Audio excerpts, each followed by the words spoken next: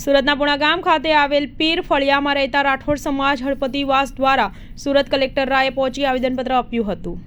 આવેદનપત્રમાં જણાવાયું હતું કે દારૂનું વેચાણ તથા જાહેરમાં સેવન બંધ કરવામાં આવે અને પીર ફળિયા હળપતિવાસમાં છેલ્લા ઘણા વર્ષોથી ખુલ્લેઆમ દારૂનું વેચાણ ચાલે છે અને બહારથી પણ અહીં દારૂ પીવા લોકો આવતા હોય છે, જેઓ મહિલાઓની છેડતી પણ કરતા રહે છે તેવા આક્ષેપો સાથે આવેદનપત્ર આપવામાં આવ્યું હતું। ટીનુબેન, કયા વિસ્તારમાં રહો છો? પુણા ગામ।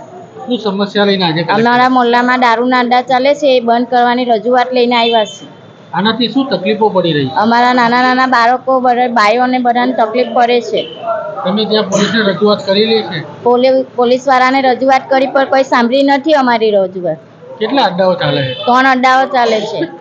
કેટલા વર્ષથી આ સમસ્યાનો સામનો કરો? આજે અમે કેટલા વર્ષથી આ કરીએ છીએ સામનો। શું ગયું કલેક્ટર સાહેબનું? અમે કલેક્ટર સાહેબને એટલું જ રજૂઆત આલીએ કે અમારા દારૂના અડ્ડા બંધ કરાવો અમારા ફળિયામાંથી। નહીં થાય તો શું આગળનું? અમે વધારે એક્શન લેવું। હું પુણા ગામ પીર ફળિયા હળપતિવાસના પ્રમુખ પ્રવીણ બી રાઠોડ। પ્રવીણભાઈ, કલેક્ટર કચેરીએ શું રજૂઆત સાથે આવવાનું? કલેક્ટર કચેરીએ રજૂઆત લઈને આવવાનું એટલા માટે થયું કે અમે પુણા ગામમાં પોલીસ સ્ટેશનમાં રજૂઆત કરી છે।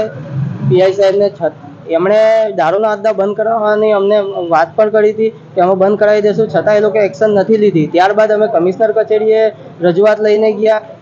કમિશનર કચેરીએ હું 2 વાર ગયો છું, છતાં પણ અમારી એક્શન નથી લીધી। એટલા માટે અમે દારૂના અડ્ડા બંધ થાય એટલા માટે કલેક્ટર કચેરી અમે આવ્યા છીએ।